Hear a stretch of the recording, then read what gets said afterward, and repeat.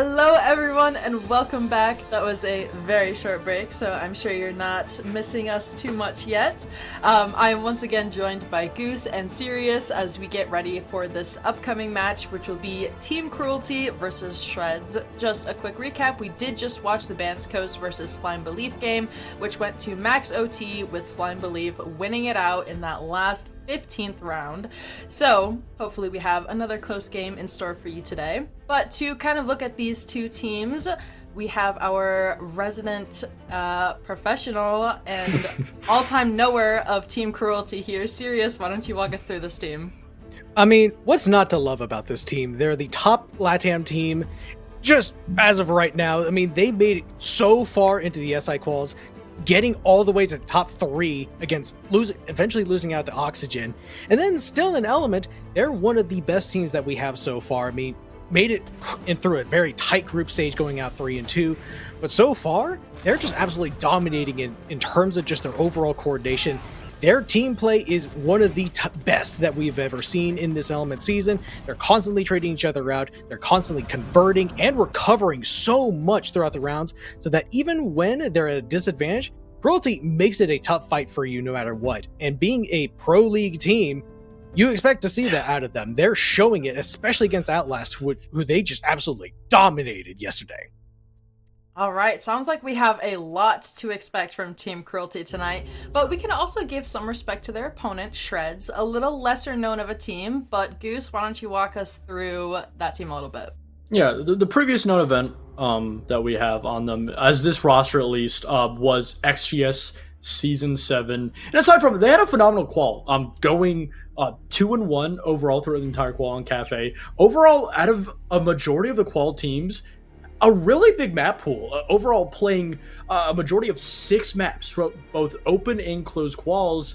And sure, we don't have a whole lot of info on them, but just the fact that they've been able to play that many maps in a qualifier, keep in mind, does add to the idea that they have a very deep bag that I'm sure will come into effect against a team like Team Cruelty. You know, I've said many times in many of my casts about David versus the Goliath, and this is definitely a David versus Goliath matchup right here.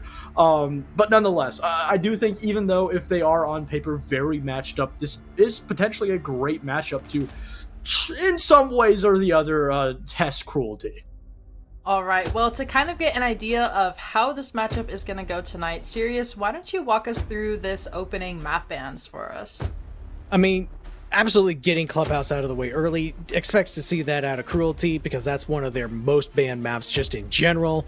And there's just a lot less to really go off of for Shreds. I mean, don't really expect to see anything too outlandish, especially with Lair being banned out. Expect to see that. Don't want to take Cruelty to a map where you don't really have a ton of info, you probably don't have a lot of experience. So overall, very expected map ban phase.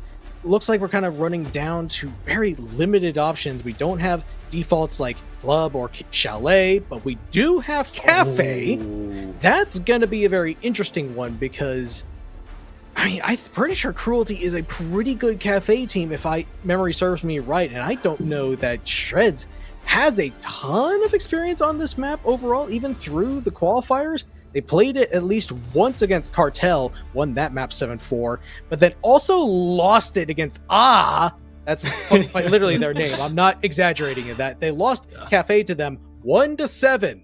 So their most recent map on Showcase, not exactly the greatest. All right, well, it sounds like we are expecting to see a lot from Team Cruelty tonight, so hopefully they can live up to those expectations, but we don't want to jinx any of the teams, so I will wish good luck to both of them and to our 2 amazing casters here, and we will get right into this matchup.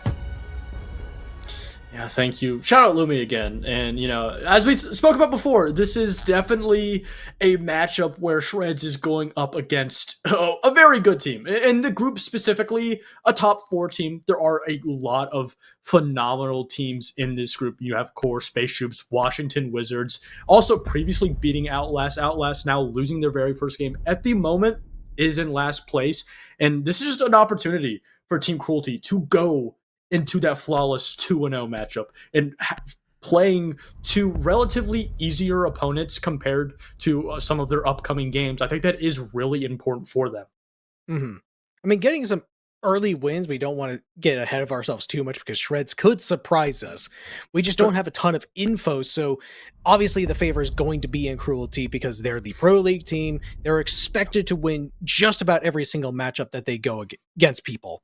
So going into this, it's just about essentially getting that early advantage, getting the early 2 wins to make sure that once you go against teams like Core, go against Washington Wizards, you already have at least a record so that way if you drop one of those 2 games, that's not the worst thing. You still have a pretty good win rate, especially if you win against one of the others. Say they win against Core, but they lose against Wizards.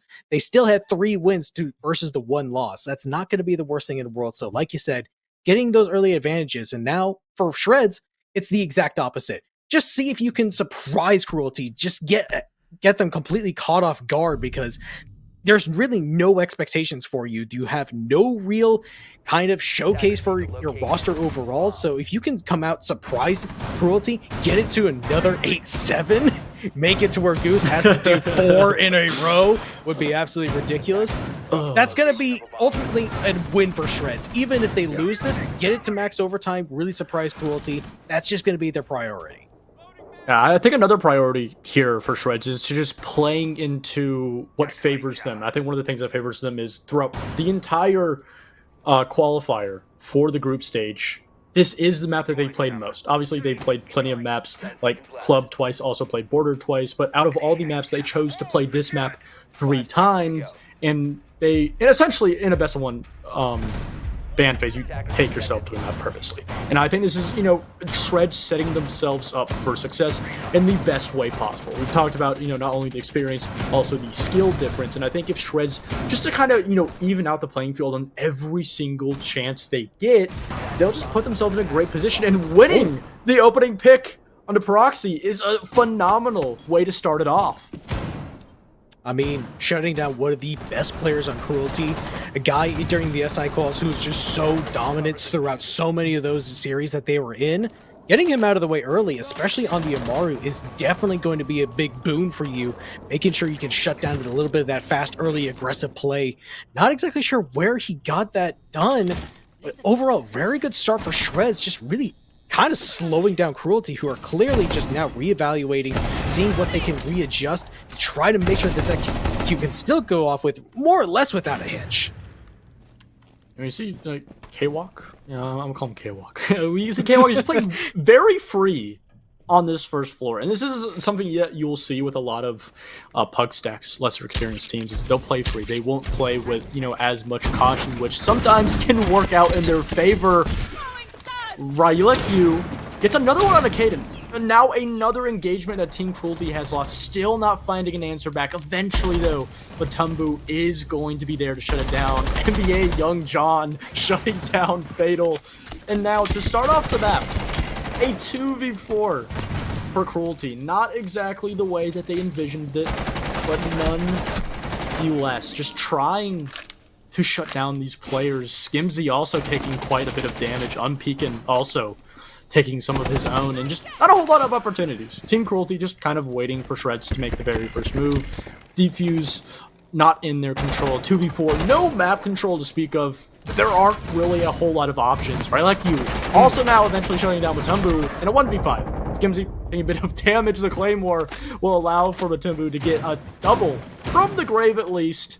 Just trying to proc and pro, just trying to potentially catch a player off guard. 40 seconds on the board. Still plenty of time for Shreds to get over-aggressive, give Skimzy, even with just so little health, an opportunity to win this back. But a phenomenal job by Shreds. It really surprised me, just playing passive, playing back, and it's NBA Young Romeo to finish the very first round off. I mean, we talked about the surprise factor for Shreds, not really having any expectations placed upon them against Cruelty, and starting off hot, shutting down Pyrox very early on, and just immediately throwing Cruelty for a loop, immediately getting rid of one of their best gunners out of the way very early on, kind of really threw off the rest of their very explosive take, because the idea is you dump in those Yin Candelas, you use the Finka to kind of boost the rest of your team and cap it out bolts to really kind of either flame off things or block a lot of the lines aside, so that Pyrox zips in wherever he needs to go.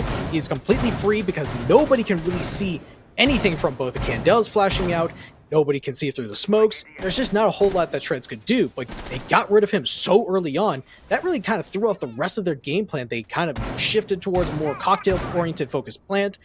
Instead of just really using a lot of their utility, they just try to get desperate. Use a couple bits of utility to swing in, but immediately get shut down by Shreds, who are completely ready for that exact kind of play. So already kind of reading Cruelty's book in the very first round. We'll see if they can replicate it downstairs. But overall, a very good opening start for Shreds.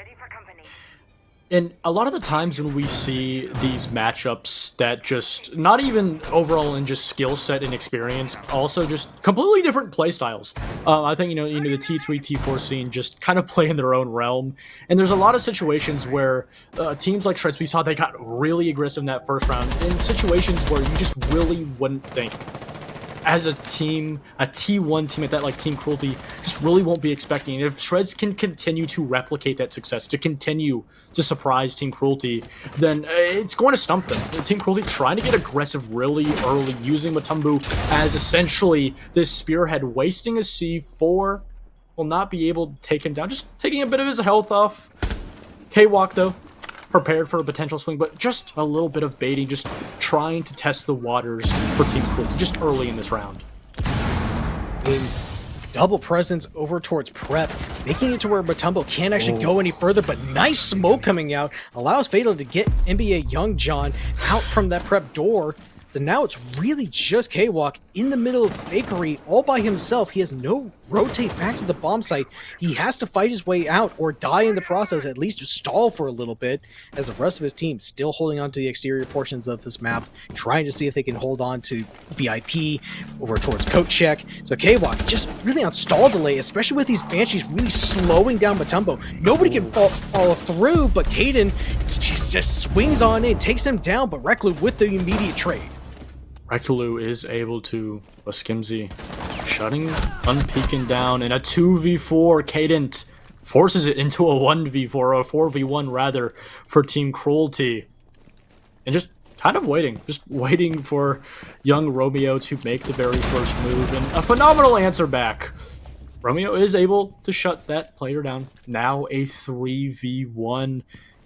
To just getting that plant down, putting themselves in a more comfortable situation. Caden ready for this swing, and he is able to shut it down. And Cruelty, they find the answer back in their very first round on Cafe. I mean, kind of just about as methodical as you could be from Cruelty. They just isolated a lot of those picks, make sure that it's a 1v1 that Shreds cannot really seem to do much of anything about, because they're just overwhelming them with the either sheer amount of utility being spent upon them, Fatal getting smoked off so that we could take down John on the Prep doorway. Immediately, that's the first sign of that example, and then really just isolating K-Walk in the middle of Bakery, sending Matumbo in with the blitz, and then immediately having somebody follow up behind him, taking down that Jaeger behind the stall, the stand, and everything else just kind of falls apart for Shreds. They're just so isolated from each other that they can't really assist when they start to get pressured. So Cruelty had a very easy time just taking those gunfights, isolating those players out, and then getting into a position where they can easily plant that bomb. Shreds, not without a blink in the eye, just going right back to the exact same bomb site, realizing that they made a couple of mistakes that they just can't let Cruelty kind of pick them apart so easily like they did previously. Yeah, it's one of those factors that you will just see without Shreds even realizing that they're making those mistakes, because they, to at least our knowledge, are kind of in the same realm as a pug stack, even if they aren't really. So a lot of those gaps, those single-out isolated players, a lot of the times Shreds won't even realize that they're in a relatively bad position on paper, and Team Cruelty will realize way before. And again, it's just going to be up to Shreds to just make these really aggressive plays, try and challenge Team Cruelty at every single point of the map. But we can see there isn't really, in this round at least, a heavy roam. A majority, almost all of the Shreds players actually, are playing on this first floor, trying to meet Team Cruelty at face value. And because of it, it's allowed for Team Cruelty to get quite a bit Fatal, being downed all the way over on double window by young Romeo, but not in the position to get the confirm. just not sure who took that initial gunfight. Ooh. It seems Reklu was over towards Kochek, actually hopped out to confirm that kill because there's nobody there from Cruelty. There's just so much presence, so much noise being made on Garage side that Shreds are just going to know that that's a free, easy first pick. They can easily get that one out of the way, don't have to worry about him. And now that puts a little bit less pressure onto this VIP player, because now all he has to do is focus straight ahead onto this garage push, which has been Cruelty's main focus since this round started. Smoke comes out to block out that Freezer angle, but he's just trying to give himself some space, and immediately Reklu finds another two, giving himself and his teammate a bit of a breathing room. But now Pyrox in a 1v3 scenario, just having to do it all. Everything has gone so wrong. Reklu absolutely destroying that entire VIP push. Wow, a phenomenal round from Shreds. And we talked about early on how Shreds were not in a position to deny that top 2 floor, and that was on purpose. And I really love the fact that Shreds just played into, it's kind of a simple overall, hold on that bomb site, not trying to have too much of an overreach around the map, not trying to play too spread out, fixing that problem from the second round, and making sure that every single point that Cruelty took, that being that white and Christmas position, that there were going to be at least 2 players in the vicinity to have support. That was a problem that we saw with the Jaeger inside of Bakery in the second round, having no one with his teammate losing his life, no support, allowing for a 3v1 to be just tripled onto that player. And we don't know a whole lot about Shreds, but so far, a phenomenal ability to not only read into what Team Cruelty are doing, but also read into their own mistakes and fix it really quick. That's going to be very important, because if they do want to pull off this big upset against Cruelty, one of the arguably best teams in this group itself, it's definitely going to have to be plays like that where they just quickly adapt some of their mistakes and then continue to punish Cruelty for not doing their due diligence. Just overall, Cruelty just seemingly not accounting for more aggressive plays like Reklu, just swinging onto that double window by tables was a big portion of that round, and then not following up behind that. They just left one player, Pyrox, to just kind of deal with that entire player by himself, and just hopefully that he's able to shut him down, but he doesn't do it in time. He finds 2 kills off of it. So Cruelty need to be a little bit better about this, need to take their time, because that second round was the best showcase of when they took their time, set plays up. They were able to easily dominate Shreds on their defensive setups. They couldn't really do much of anything to adapt to the play that was coming out from Cruelty.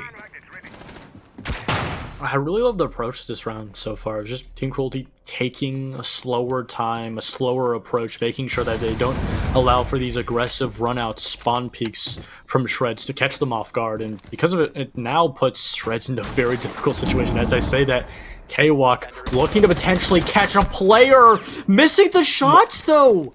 Doesn't even down Skimzy. Is able to escape with his life, but isn't able to get anything out of that risk. And now, essentially, not only does Team Cruelty know that they can get this pick back, but they know that this bomb site is essentially now a 5v4.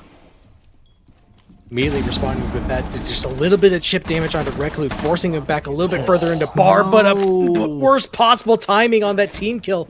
Fatal taking down Matumbo. That's the Osa, somebody that you wanted later for the execute himself. Caden T, though, immediately tried to respond with that, making up for his teammate's mistake, finds 2 and alleviates so much pressure from this defense. Now they've got cigar control. Now they can start to set things up with a minute left as Skimzy on lockdown duty on the skylight. K-Walk still has not rotated back down to the site. Unpeaken is able to deal with Caden eventually now with the support of his additional teammate of Mozzie. Doesn't matter though. Skimzy is able to shut him down. Fatal also is able to deal with K-Walk. And now Cruelty, they get another round, and it, for now at least, will still even out. I mean, just talk about the initiative from Caden T, just immediately realizing that they were going rather slow on that initial take of both Cigar and Piano, realizing that little bit of mistake from his teammate, shooting one of their biggest portions of that late stage execute, getting Osa out of the way would have really hurt their chances if they weren't able to just quickly take that ground, find a couple of key pivotal gunfights, and alleviated so much pressure just in the middle of that bar, because this then allows them to just move straight on in through Freezer, take down that Palace player, and just take down the rest of the defensive setup from Shreds just off of those first 2 kills alone, taking down Cigar, taking down the player in bar, and then Skimzy up above, making sure that anybody else that overextends themselves trying to find that refrag is immediately shut down. And then Shreds have only 2 real players, only 1 on the bomb site itself, having to deal with the fact that there are multiple players from Cruelty just running straight at them, realizing that they're just riding off that early round momentum. 5 seconds left before insertion.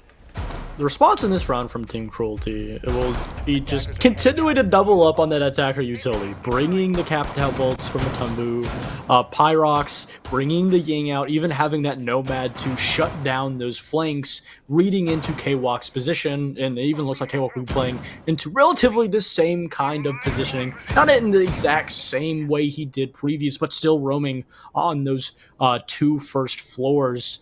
And if Team Cruelty are able to find a gap, maybe even a way into the bomb site, taking that 5v4 with all of this execution utility on the board, they could get a 1-up on Shreds. Oh no. Oops. And there's no more grenades, so they're just going to have to resort to punching these castle barricades. So did he actually miss on both of them?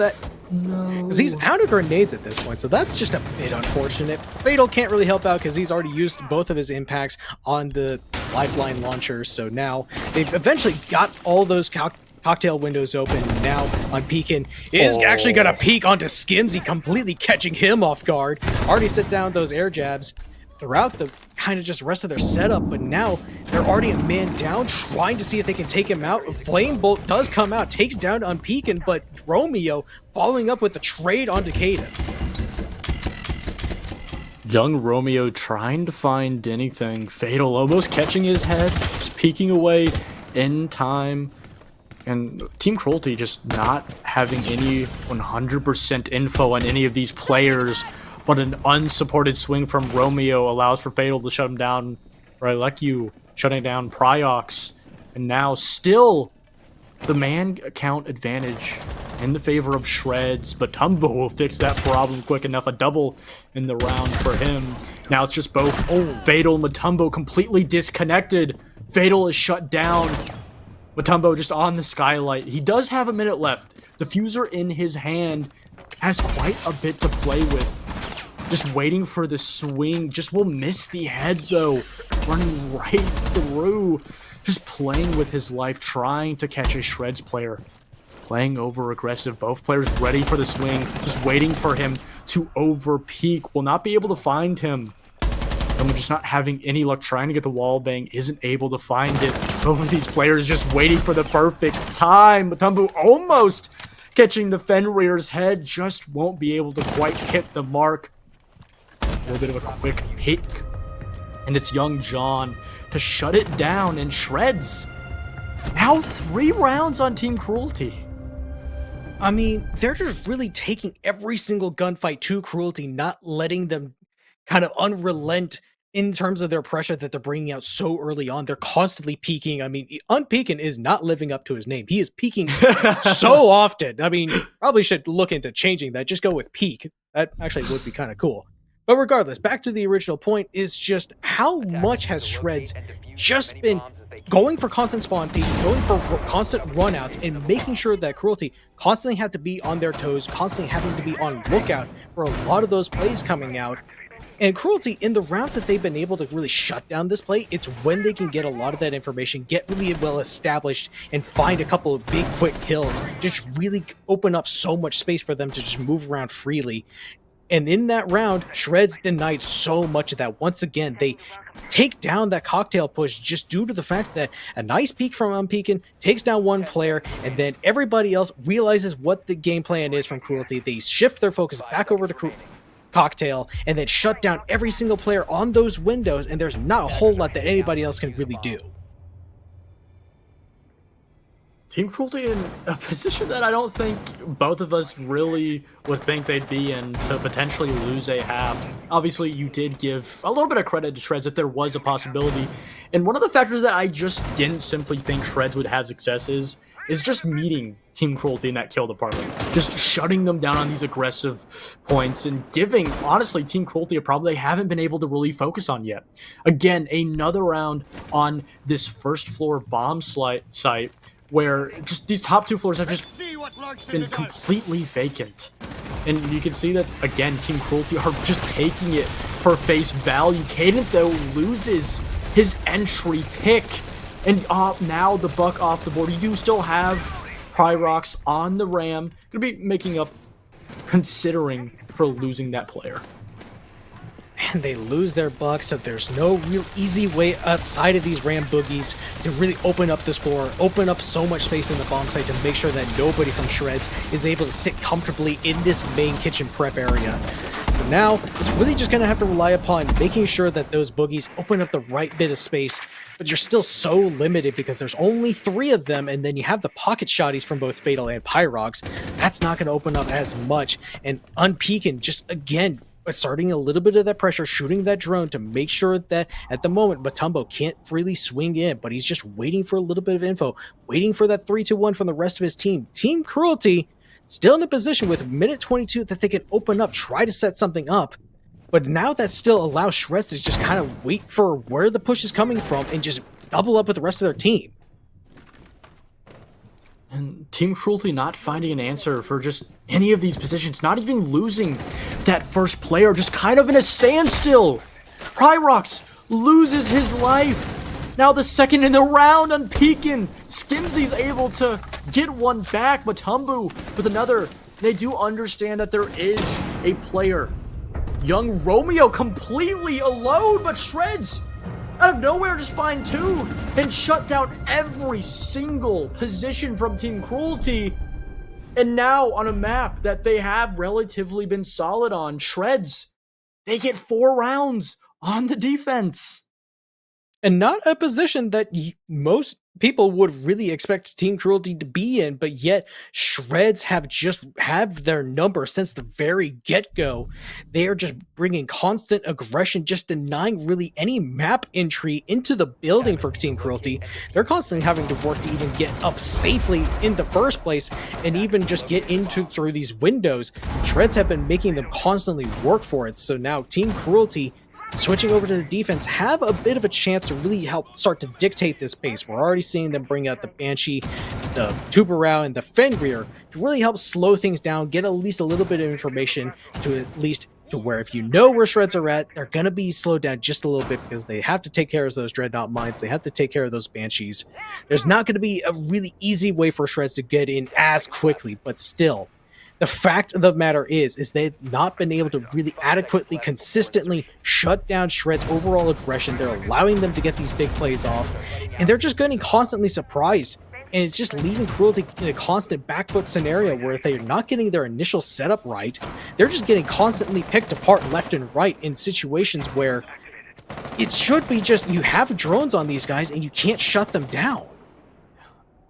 Now, we're going to have to really see if Shreds are able to translate this onto the attack. Obviously, being in a defending position, allowing for the attack to make the very first move, even though that Shreds did play very aggressive. We can already see that Buck just playing so aggressive, just trying to potentially meet a player. But again, just like Shreds did on their defense on this kitchen bomb site, both of these top 2 floors completely vacated, allowing Shreds to just walk around, set up this vertical with the Buck, even paired with the Rams still on the board with Keywalk, and just allowing for Shreds to just run away with this map control and set up this execution. But so many defender positions right in Coat Closet being paired with Skimsy all the way over by Crispus. There still is quite a bit for Shreds to deal with.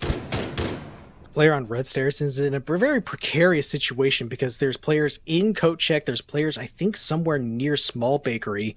So if he pushes up any further, it's going to be a very dangerous gunfight. He's likely to get traded, so he's probably just going to want to sit back on this coverage duty, see if he can pick somebody off in the middle of the site as Fatal almost overexposes himself on such minimal HP, trying to see if he can deal a little bit of that damage back. But right now, just overall, Team Cruelty just still sitting idly by, trying to see how much time they can waste. They're able to do so with some of these Zoto canisters, just wasting out some of these Rotero drones. But still, they're losing a lot of those Banshees, they're looting a lot of those Dreadnought mines, but Skimsy finds the first one onto Romeo. And see that, right, like you, just trying to apply a little bit of pressure to this Christmas player, never being able to finally deal with him. K-Walk, though, is able to clear out Fatal all the way deep inside of that potato position. Young John also even finds one on Akaden now, allowing for Shreds with 50 seconds on the clock, keep in mind, to go in this execution phase of the round in a 4v3. They still have to find the last 3 positions of these defenders, eventually deal with them. Right now, you can see Shreds just doing a little bit more prep work. Matumbo, though, is able to shut down K-Walk.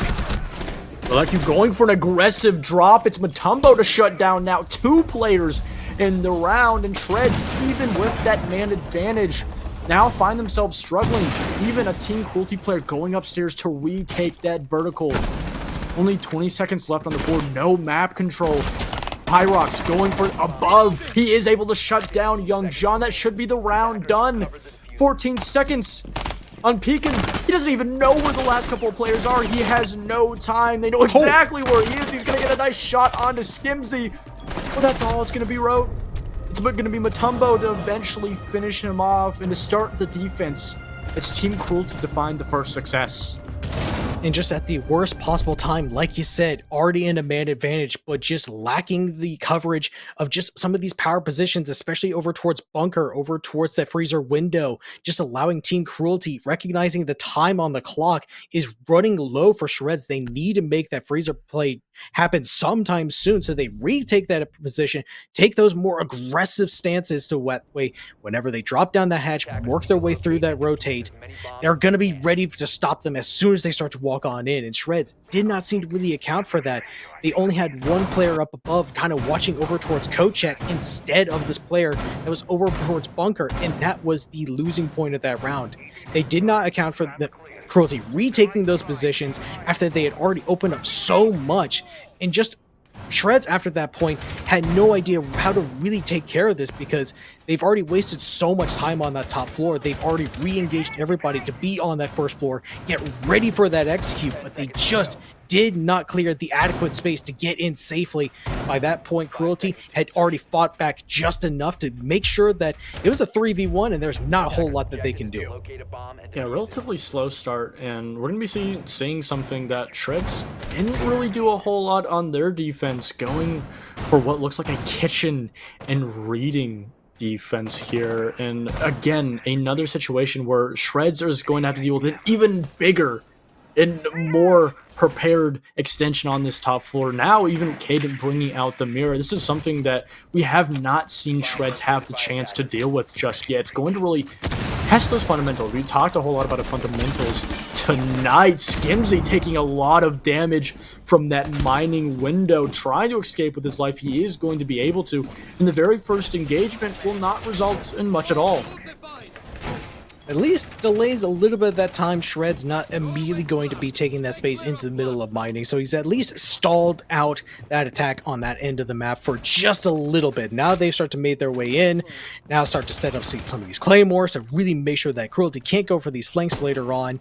And now, actually, seems like Reclu has actually done a little bit of work over towards that cocktail side, taking down that black mirror over towards this Maestro spot that Fatal's trying to desperately play around because he doesn't have a whole lot of cover left anymore. So he's poking and prodding, seeing if he can find a shot onto some of these players because he knows there's a ton of pressure, and Reclu, following up from earlier work that he had already done, is able to take down Fatal for the very first kill in the round. Not only a phenomenal game so far, now 12 kills. Just, it's so early on in the round. Skimzy is able to get one on Pekin, misses his chance and is punished for it, but it's Reclu to shut down Pyrox. You can see that Caden is trapped, but it doesn't matter. He takes his one onto NBA Young John. Now NBA dead. It's K-Walk and Reclu in a 2v3, a difficult one at that. Pushed so low on health. K-Walk, he needs to go huge. He needs to make the very first step with that default camera still on the board. He's going to spot out that IQ. Gonna be able to relay to the rest of the team. Retaking that position upstairs, but now Skimzy retaking this bottom red stairs position. They don't even know if they've cleared out this top floor yet. So much unknown info for Shreds. And on top of it, no map control or useful map control at that to speak for. Kwok, he will be able to get that diffuser, retreat towards this red position, but Team Cruelty, they've retaken this spot. There is a player waiting for him to drop down. The drone will relay that the drop over by Heaven is relatively clear, but they still have to worry about Matumbo right outside the bomb site. They will see him. Matumbo taking a lot of damage, is able to kill Reklu. Kwok just has to put the bomb down. He has no other chance. 2 players on both sides, both directions. There's nothing he can do. It's going to be Skimzy to shut it down. And now Team Cruelty, after 2 unanswered rounds, even it out 4-4. And just really kind of disappointing towards the very end of that round from Shreds is just they had already done so much to disrupt that cocktail hold upstairs from Team Cruelty, taking down Fatal just behind that mirror window that Fatal had already cleared. Reklu had already cleared out so much earlier, just using some nice Twitch drone movement to get that mirror popped, then establish some of this pressure onto them. But then Caden T locks things down just due to the fact that he hops back out the window, tries to rotate around and let the rest of his team do some of the work to try to push forward when he could have helped at least establish a little bit of that cutoff, make sure that nobody can swing back through that double door, because Caden T is the only one that can really retake that position. He's the closest point of contact that Shreds has to take next. And yet, Reklu falls off, he rotates somewhere else, and then Shreds funnel into Caden T one by one because they just do not seem to account for the fact that he's going to re-aggress into a position where Cruelty need to start fighting back for some kills, otherwise they're going to lose so much map control. 5 seconds to go. Very first round, I talked about how Shreds were going to really feel the pressure of the side switch. And that's exactly what happened. Even with relatively some success in both rounds, they weren't able to finish it off. And, you know, even if those early rounds are really just difficult, to be fair, you know, Shreds winning out both of those early picks, just the lack of consistent intel and then using that intel to back up those positions. A couple of missed shots, just a lot of unlucky small details that haven't been able to hit the mark for Shreds has costed them both of those rounds. Kwok getting the opening out of the window, actually from first floor, already making his way into the building. Getting the very first onto Fatal is going to be a very important one. I mean, that gets rid of your vigil, so you no longer have to worry about some of that just flanking potential later in the round. And now, Dokkaebi Call comes out pretty early on as more drones start to get sent on in, try to establish a little bit more information onto the exterior portions of this defensive extension. So now that they still have that, Kwok finds another one into Pillar. He has sight almost completely for free. Only player left is the player over towards Train. They try to send out a Flame Bolt to try to take care of that. But now, readjust over towards the Cigar player. Tumbo having to play aggressive, needs to find one, but gets flashed out, finds a C4 onto Kwok, but gets down to the process. But he takes down the top fragger in this round so far. Shreds still in a very good position, but they're just having to shut down these last few bits of extension from Team Cruelty. Hyrox is going to lose his life. It's all up to Caden in the 1v4. Doesn't know where the players are, doesn't even know where on Peekin is peeking. He's going to be able to win it. 2 rounds lost. Shreds are able to eventually stop that bleeding for now and get themselves just 1 round away from match point. And it does look like this is going to continue to be a very close back and forth. I mean, just the thing that has impressed me so much about Shred so far is just the ability to gather some of this information, get aggressive based upon that information that's being fed into them by the droners.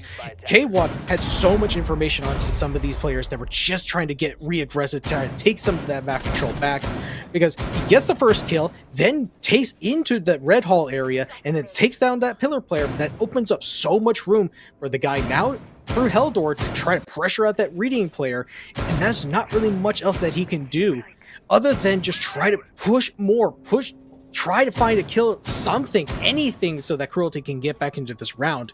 But Shreds are just unrelenting. Ever since they got that first opening kill, it just seemed like they were upping the tempo, upping the amount of pressure that Cruelty was feeling, that they had no real time to regroup, recalibrate some things, and figure out exactly what Shreds were doing, because they just have not really been letting up as soon as they get that first opening kill. I mean, that has been the most consistent success for Shreds, is just out of nowhere finding that opening kill. Not only from us, but there are a lot of positions where you just wouldn't expect a Shreds player to be there if you are Team Cruelty.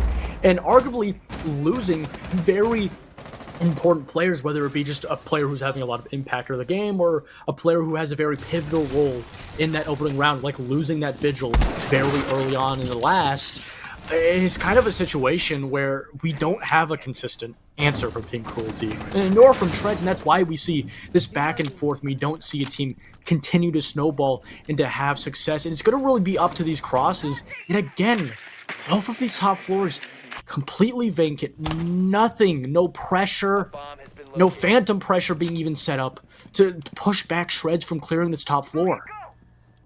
We've seen this kind of work in Cruelty's favor because there's just so much that you have to clear that by the time that you actually do open up all these floors, there's still a little bit of a gap that you can kind of just exploit, just sitting in an unexpected angle after they've already opened up that angle, cleared it. Now they have to re-clear those positions and just have to be a little bit patient, have to wait for your moment to strike. Pyrox sitting over close by this small big rotate, just waiting for K-Walk to do something. Hasn't spotted anything. They're just kind of waiting for each other to do something, anything. But right now, Shred's just waiting for that little bit of opportunity. And instead, Matumbo actually retakes that position, breaks his own castle barricade to just do a little bit of chip damage onto K-Walk. Matumbo is kind of like a little bit scared of that double door. There's not going to be one attacker over there, though. Essentially all of the Shred players on this vertical just trying to find a pick, trying to see if Team Cruelty will overstep in their positions, but Team Cruelty, they're experienced. They know exactly how to play the pace. They know exactly that they just need to wait for Shreds to make the first move. They're waiting for this drop, this execution to shut down these players. Peekin trying to potentially find someone. Wait, almost loses his life because he was turned around, but somehow the flashbang saves his life, gives the very first opening pick. Even on top of that, Kadent having some troubles. Kin is able to get that refrag eventually. Young John trying to find this player, getting completely trapped inside of Christmas. He has to be careful of the Mossberg. He doesn't want to overswing, and that's exactly what he does. 3 kills, Pyrox with 2 erupt, and Reclu all alone upstairs on the vertical. Nothing he can do, he knows the fact. And Team Cruelty will continue the back and forth as now, yet again, we find ourselves even out. This time around, it'll be 5-5. I talked about it earlier, Goose. It's just there's so much that you need to clear. It is deceptively simple how easy it is to just kind of take that second floor, rip open all that floor, and force Team Cruelty out of positions in the bomb site itself. But you still have to clear some of the exterior portions. You still need to clear out co-check. You still need to clear out VIP. Because there's still so many places for Team Cruelty to re-aggress after you get into the bomb site and then try to get that plant down. Because if you don't take care of that VIP player, he can easily swing in through that freezer, rotate, take down the planter, and then that's your entire round done because you did not account for that re-aggression. So Shreds read into that fact, try to take down that VIP player, but they just didn't clear out any of that utility. They were so focused on that second floor clear for so long in that round that a Banshee slows down the ace, trying to swing in off that contact, and it just makes it so easy for the Warden with a Mossberg shotgun in hand to just swing off that, play off the info, and then communicate to the rest of his team that they're trying to clear me in this position.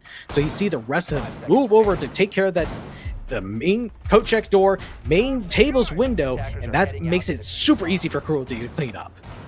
It's really those small details that snowball and eventually lead to the downfall. And speaking of small details, I have a small faint sound in the back of my ear, that being the sound of overtime looming closer closer. It's coming, Goose. It's coming, it is. But if we want to stop it, or rather if the teams want to stop from the fortune being foretold, we're going to need an answer. We're going to need either Team Cruelty or Shreds to find a consistent answer, something to deny a playstyle, whether that be Team Cruelty trying to deny these very quick entry picks, especially on a bomb site where essentially Shreds can play really close to the bomb site. They're going to have to worry about this extension upstairs. It did give Shreds quite a bit of a difficult time previously, but again, Shreds doing a phenomenal job of taking it a lot slower, playing a lot slower. Fatal almost loses his life for the very first pick again too.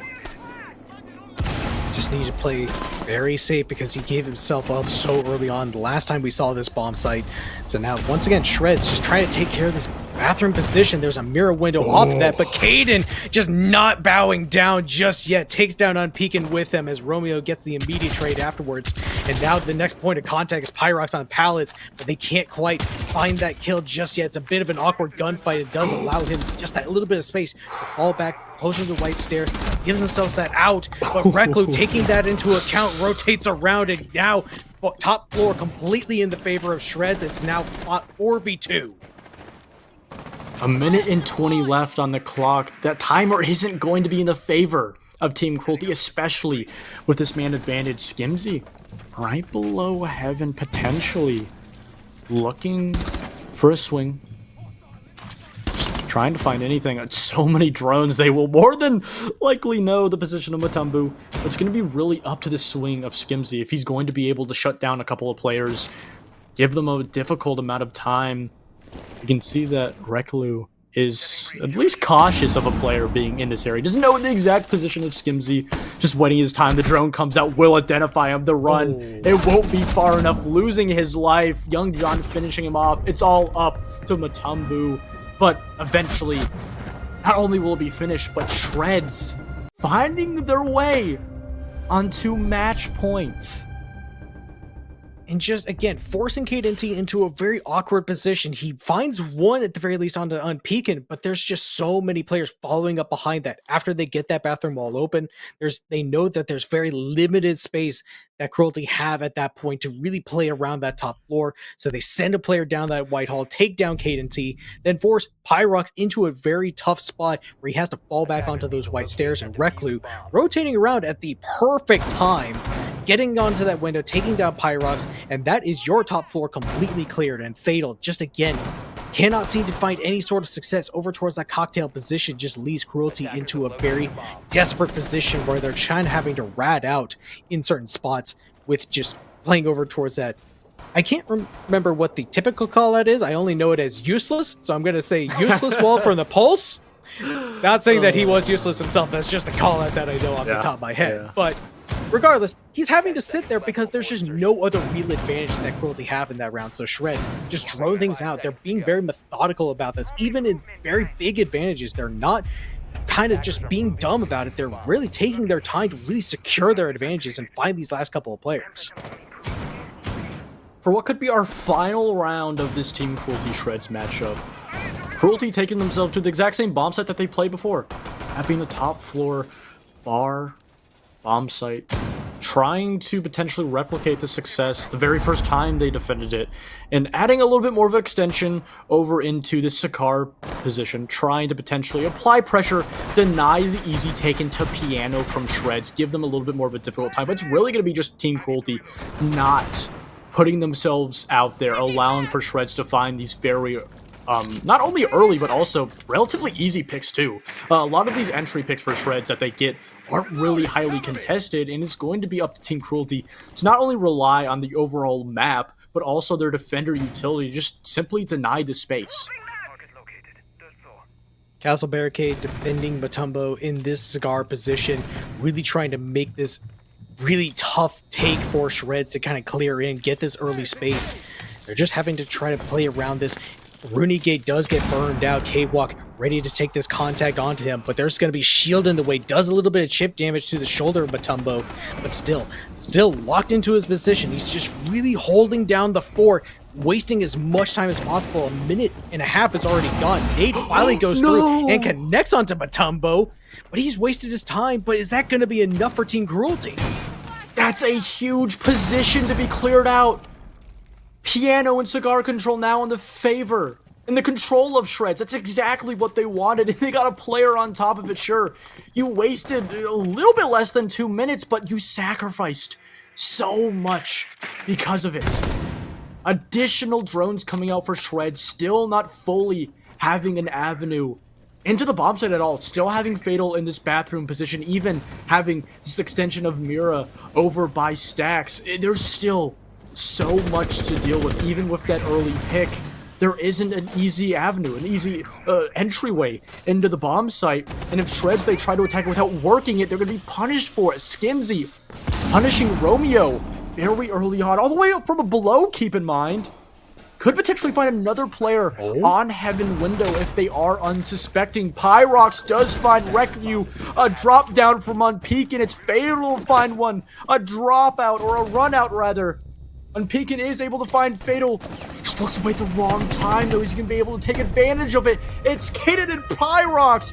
And for the fourth time for me, the second time for us tonight, we will be going into overtime. You gotta be kidding me, Goose. It has been a long 2 days for you. So, I would expect nothing less out of this game. Cruelty not wanting to go down without a fight, and just Shreds, unfortunately, just not dealing with all that map control, all that pressure over towards that bathroom side, just means that once they finally start to push in towards Piano, they're staring at 2 mirror windows looking right at them.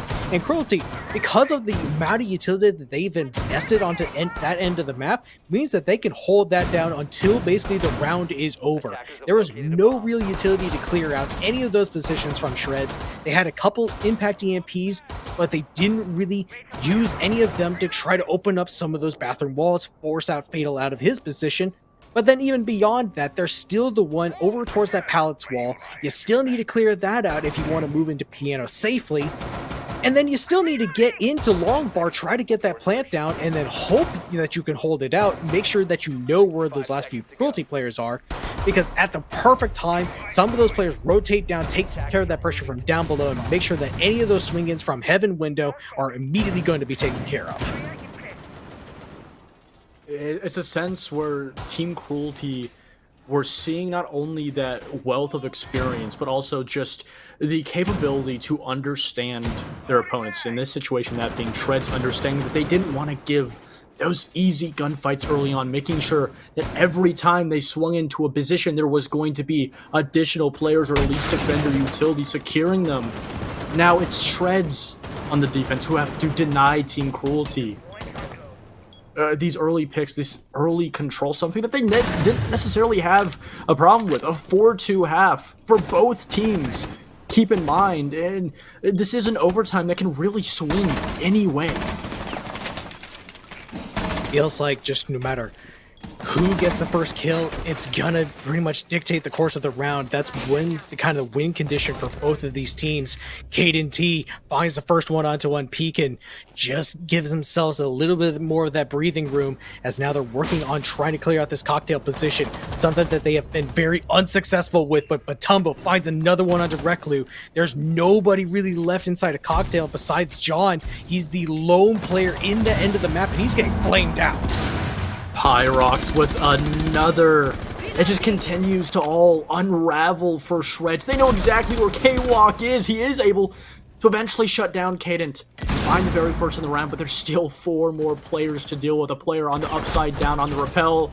K-Walk doesn't even know where he is. Romeo with 2, though! Putting himself in a 1v2 with a ping. He knows the positions exactly where both of these players are. Doesn't have an exact, though. He does know that they're both in this position. Skimzy holding the cross, waiting for a swing.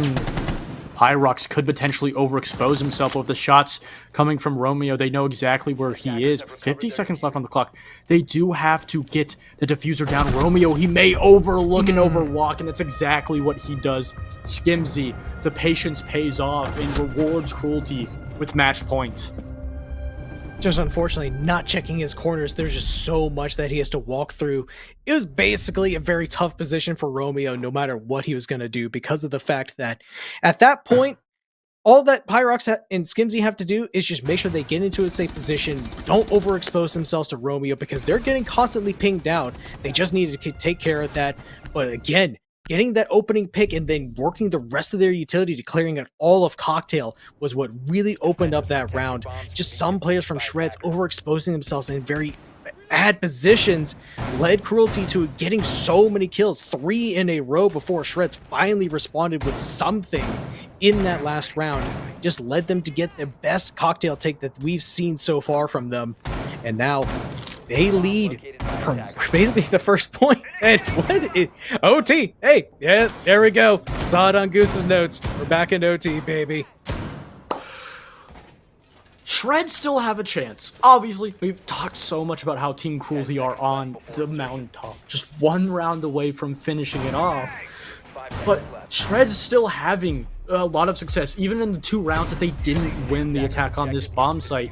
And surely enough, we've seen that they also have had that capability of adapting round in and round out, even through the side switch. And that's exactly what they need to do now. They need to deal with just the map of Cafe first, deal with all of this defender utility being built up, the mutes, supporting cadence, mirrors, even the castle barricades. There's so much defender utility with the simple job of denying space from Shreds. And what they just need to do is work around that, find a way to get these easy picks that Team Cruelty has worked so hard to deny from them. You have 4 players all doubled up, and somehow through all of that, Skimzy, an aggressive play from Reklu, is able to shut him down.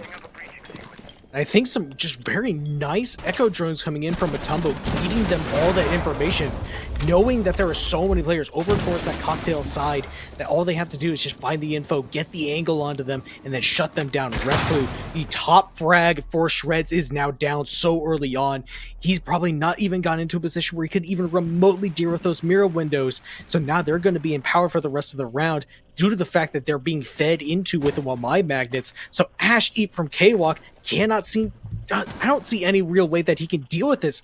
If they can open up those walls, force Fatal out of this bathroom position, that may be their best opportunity, but there's still that one over towards Pallets, Goose. I mean, there's just so much work for Shreds to do and not enough info to lead them the way, give them a path. Skimzy just waiting for a player down below, a yellow ping over on the position of the ace. They also know that there could be a player over here. More than likely it will be a hard ping. Still having to deal with player C4 from below. Pyrox dealing with Young John a second in the round, and Shreds, they have no way to even get a pick. K-Walk, somebody's going to need to step forward, make a decision, find absolutely anything, because Shreds have nothing right now. A couple of shots on Peekin, putting him onto such low health. Amira still on the wall. So much map, so much defender utility, denying Shreds any bit of control. Fatal shutting down and Peekin now. Just Romeo and K-Walk in the 2v5. Even those Echo drones still just trying to apply pressure. There's nothing they can do. 30 seconds on the board, just waiting for potentially a defender to swing a lucky pick for them to have. They don't even know if there's a player behind the shield. Skimzy does look like he wants to give them something. Isn't going to be able to give him anything. K-Walk just trying to do anything. A phenomenal job from Cruelty of just denying them. And it's the flawless round to finish it off. And even with a hard-fought battle from them, it's going to be Cruelty to finish it out. And now go 2-0 in the group. And just dominant victory. They realized some of their mistakes. They cleaned things up. And then once they got back onto their defensive setups, they just leaned so heavy in the amount of utility that Shreds just have to clear, because there's just so many mirror windows, so many shields, so many Wamai magnets blocking their path forward. There's not a whole lot that Shreds could have done in that round. And then finally, just after a long, grueling series, Team Cruelty come out on top, winning 3 rounds in a row, realizing that, hey, this is a relatively simple thing. If we can just shut down some of their early aggression, we can start to win some of these rounds. Don't have to be overly crazy. Just give ourselves the info and give us the chance to start to get some of these opening picks and then translate them into round wins. Well, Goose, I have to say, I thought for sure this would be the match that broke your overtime streak, seeing as it was predicted to be a 7-1 in favor of Team Cruelty. Obviously, that was not the case. We saw a lot more from Shreds than what was originally expecting, and that's what makes for a good show, in my opinion. And it keeps Goose's streak going. Still got another day to continue it to go, and I think even with this loss, we haven't talked a lot about groups, but Cruelty and Shred's group, that being joined by teams like Core, Space Shoots, Washington Wizards, Outlast. And even though they weren't able to finish it out and get the win, this match has not only given me so much excitement for Shreds, but the group as a whole. Kind of looking at this matchup before this matchup today, I really, in my mind, thought Shreds was going to be the defined team that was going to sit at the bottom. But now, I don't really have a team. We don't know who's going to be eliminated, especially with a play-in. This group continues to prove itself more and more on why it is the group of death. Yeah, it definitely has shown a lot tonight. I think it was more than any of us could have expected, and I think that's what we like to see. I mean, clearly they were a little bit of the underdog story, and they almost had that win. I mean, I think to see them win tonight, that would have been crazy for the viewers, and I think it would have made for such an amazing story. But the expected winners did prevail in the end. Sirius, what do you think really gave Shreds the chance that they had? I mean, was it adaptations, or were they just reading Team Cruelty better? Give us your thoughts. I mean, honestly, I think it was just catching them off guard so early in the rounds. Consistently throughout, that was a lot of their game plan, is just find the opening pick, deny the map entry into the building, a lot of their defenses for Cruelty. It was just making it very impossible for their early 6 rounds to actually get into the building and establish some of that space, to actually start to open up, start this bomb site, try to get down, get that plant going.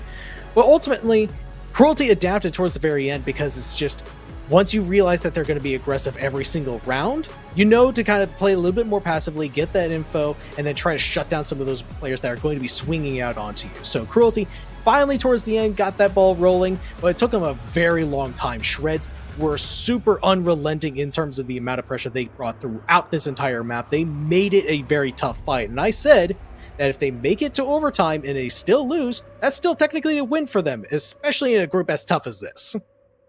Yeah, it was a huge achievement for them. And I was kind of curious to pick your brain, Goose, about what you think was the defining factor in that last round there that really gave Team Cruelty the win over Shreds, because I was kind of hoping to see us go into Max OT, but we did not get to see that tonight. So what do you think was the main, like, oh, this is the moment that they're going to win? The resilience. I think throughout that later half, once, you saw Cruelty realize that if we just played a little bit more passive, especially on the defense, don't give them those opening ones, they don't really have anything else to work off of. And this is a problem with a lot of teams with lesser experience compared to their opponents. When they're not given these opportunities to get the picks, they have a lot of trouble going out of their way to find them. And that's exactly the problem that they found.